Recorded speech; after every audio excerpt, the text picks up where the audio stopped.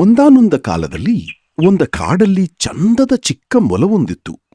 ಅದಕ್ಕೆ ಕೆಂಪು ಬಣ್ಣದ ಟೋಪಿ ಎಂದರೆ ಬಲು ಅಚ್ಚುಮೆಚ್ಚು. ಈ ಕೆಂಪು ಟೋಪಿಯನ್ನ ಯಾವಾಗಲೂ ಧರಿಸುತ್ತಿತ್ತು. ಕಾಡಿನ ಮಂದಿ ಅದಕ್ಕೆಂದೇ ಮೊಲವನ್ನು ಪುಟ್ಟ ರೆಡ್ ರೈಡಿಂಗ್ ಹುಡ್ ಎಂದು ಕರೆಯುತ್ತಿದ್ದರು. ಒಂದು ದಿನ ಪುಟ್ಟ ಮೊಲದ ಅಮ್ಮ ಒಂದು ಬುಟ್ಟಿ ತುಂಬ ರುಚಿಯಾದ ತಿಂಡಿ ತಯಾರಿಸಿದಳು. ಆಗ ತಾನೇ ಕಿತ್ತ ಕೆಂಪು ಕ್ಯಾರೆಟ್ಗಳು, ಕಿತ್ತಲೆ ಹೂಗಳಿಂದ ಸಂಗ್ರಹಿಸಿದ ತಾಜಾ ಜೇನುತುಪ್ಪ, ಮನೆಯಲ್ಲಿಯೇ ತಯಾರಿಸಿದ ಬಿಸ್ಕತ್ತಗಳು, ಹೀಗೆ ಬುಟ್ಟಿ ತುಂಬಿಸಿದ್ದಳು. ಪುಟ್ಟ ಮಗಳಿಗೆ, ಕಂದ, ಈ ತಿಂಡಿಯನ್ನ ನಿನ್ನಜ್ಜಿಗ್ ತಲ್ಪ್ಸು ಎಂದಳು. ಪುಟ್ಟಿ ಬುಟ್ಟಿಯನ್ನೆತ್ತಿಕೊಂಡು ಅಜ್ಜಿ ಮನೆಯ ಹಾದಿ ಹಿಡಿದು ಹೊರಟಳು. ಸ್ವಲ್ಪ ದೂರ ಹೋಗಿರಬಹುದಷ್ಟೇ ಕೆಟ್ಟ ತೋಳವೊಂದು ಎದುರಿಗೆ ಬಂತು. ಹೇ ಪುಟ್ಟಿ, ಎಲ್ಲಿಗೋಟಿರುವೆ ಎಂದು ಪ್ರಶ್ನಿಸಿತು. ನಾನು ಅಪರಿಚಿತರೊಂದಿಗೆ ಮಾತನಾಡುವುದಿಲ್ಲ ಎಂದು ಉತ್ತರಿಸಿದಳು ಪುಟ್ಟಿ. ಆದ್ರೆ ತೋಳರಾಯ ಅಲ್ಲಿಗೆ ಬಿಡಲಿಲ್ಲ. ಬುಟ್ಟಿಯ ಮುಚ್ಚಳ ಎತ್ತಿ ನೋಡಿ ಮೂಗರಳಿಸಿತು. ಹಾ ಹಾ, ರುಚಿ ತಿಂಡಿ ಪದಾರ್ಥಗಳು. ಪಿಕ್ನಿಕ್ ಹೊರಟಿದೆಯೇನು? ಇಲ್ಲಪ್ಪ, ಹಾಗೇನೂ ಇಲ್ಲ.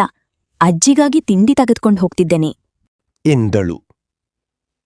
ಹೋ, ಅಜ್ಜಿಗೆ ತಿಂಡಿ ಮಾತ್ರವೇನು?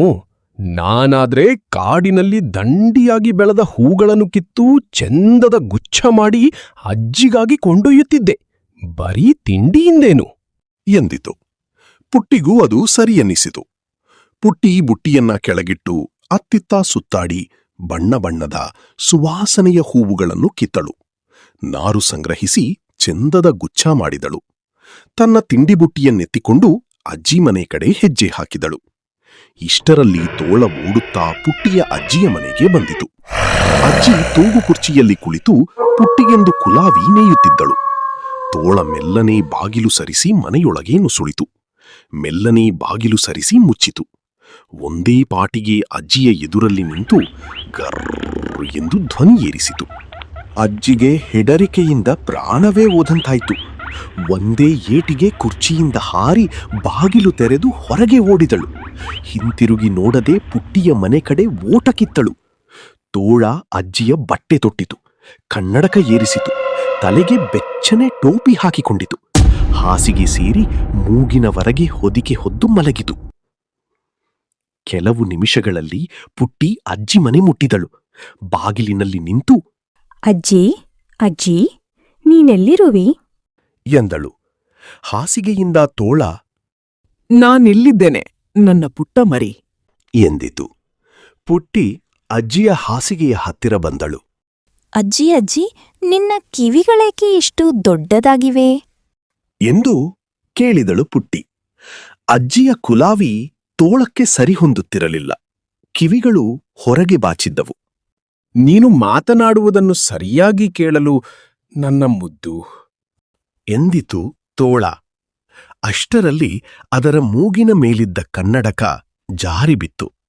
ಅಜ್ಜಿ, ನಿನ್ ಕಣ್ಣುಗಳು ಈ ಪಾಟಿ ಗಾತ್ರದವು ಆದದ್ದು ಯಾವಾಗ?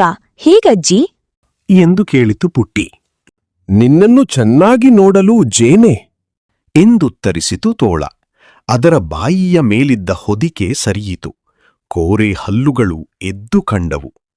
ಅಯ್ಯೋ, ನಿನ್ನ ಹಲ್ಲುಗಳು ಬಟ್ಟೆ ಒಗೆಯುವ ಕಲ್ಲುಗಳಂತಿವೆ.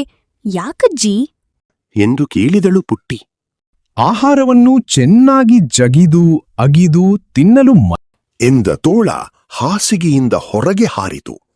ಪುಟ್ಟಿ ಕಣ್ಣು ಬಿಟ್ಟಳು. ಅಜ್ಜಿಯ ಗಾತ್ರ ಹಾಗಿತ್ತು. ಒಂದು ಕ್ಷಣದಲ್ಲಿ ಅದು ಅವಳ ಅಜ್ಜಿ ಅಲ್ಲ ಎಂದು ಅವಳಿಗೆ ಹೊಳೆದು ಹೋಯಿತು. ಹೋ, ನೀನು ಆ ಕೆಟ್ಟ ತೋಳ. ನನ್ನ ಅಜ್ಜಿಯಲ್ಲ. ನನ್ನ ಅಜ್ಜಿಗೇನ್ ಮಾಡಿದ್ದೆ? ಎಲ್ಲಿ ನನ್ನಜ್ಜಿ ಎಂದು ಕಿರುಚಿದಳು ಪುಟ್ಟಿ.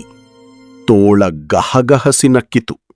ನೀನೆಂದೂ ಅದನ್ನು ಕಂಡುಹಿಡಿಯಲಾರೆ, ನನ್ನ ಸಕ್ಕರೆ ಗೊಂಬೆಯೇ ಎಂದು ಕುಣಿಯ ಹತ್ತಿತು ತೋಳ. ಹಾಗೆಂದು ನೀನು ಯೋಚಿಸಿರುವೆ ಅಷ್ಟೇ ಎಂದಿತೊಂದು ಸ್ವರ. ಅದರ ಹಿಂದಿನಿಂದ ನೋಡಿದರೆ ಕೈಯಲ್ಲೊಂದು ಕೊಡಲಿ ಹಿಡಿದು ಅಜ್ಜಿ ನಿಂತಿದ್ದಾಳೆ. ಹೋ, ನನ್ನಂಥ ಬುದ್ಧಿವಂತ ತೋಳಕ್ಕೆ ಮುದಿ ಅಜ್ಜಿ ಸಾಟಿಯೇನು ಎನ್ನುತ್ತಾ ತೋಳ ಮಲಗುವ ಮನೆಯ ಕಿಟಕಿಯಿಂದ ಹೊರಗೆ ಹಾರಿತು. ಹಾರಿದ್ದೇ ಅಲ್ಲಿದ್ದ ಹಲಗೆಯೊಂದರ ಮೇಲೆ ಬಿತ್ತು. ಹಲಗೆ ಕೆಸರಿನ ಮೇಲಿದ್ದದ್ದು ತೋಳದ ಗಮನಕ್ಕೆ ಬರಲೇ ಇಲ್ಲ. ಹಲಗೆ ಜಾರುತ್ತಾ ಜಾರುತ್ತಾ ಸೀದಾ ಅಲ್ಲಿದ್ದ ಹೊಳೆಗೇ ಇಳಿಯಿತು. ಹೊಳೆಯ ಪ್ರವಾಹ ತೋಳವನ್ನು ಭರದಿಂದ ಸೆಳೆದೊಯ್ಯಿತು. ತೋಳ ಪೆಚ್ಚು ಮುಖ ಹಾಕಿ ಹಲಗೆಯ ಮೇಲೆ ಕುಳಿತಿತ್ತು. ಏಕೆ ಗೊತ್ತೇ? ಅದಕ್ಕೆ ಈಜು ಬರುತ್ತಿರಲಿಲ್ಲ. ಇಷ್ಟು ದೊಡ್ಡ ಹೊಳೆಯಲ್ಲಿ ತೋಳ ದೊಡ್ಡದಾಗಿ ಕಾಣುವುದಿಲ್ಲ. ಅಂದಳು ಅಜ್ಜಿ. ಹೌದು ಹೌದು, ಕೆಟ್ಟದಾಗಿಯೂ ಕಾಣದು ಎಂದಳು ಪುಟ್ಟಿ. ಈ ಕಥೆ ನಿಮಗೆ ಇಷ್ಟವಾದರೆ ಲೈಕ್, ಶೇರ್, ಸಬ್ಸ್ಕ್ರೈಬ್ ಮಾಡಿ ಮತ್ತು ಕಾಮೆಂಟ್ನಲ್ಲಿ ತಿಳಿಸಿ. ಧನ್ಯವಾದಗಳು.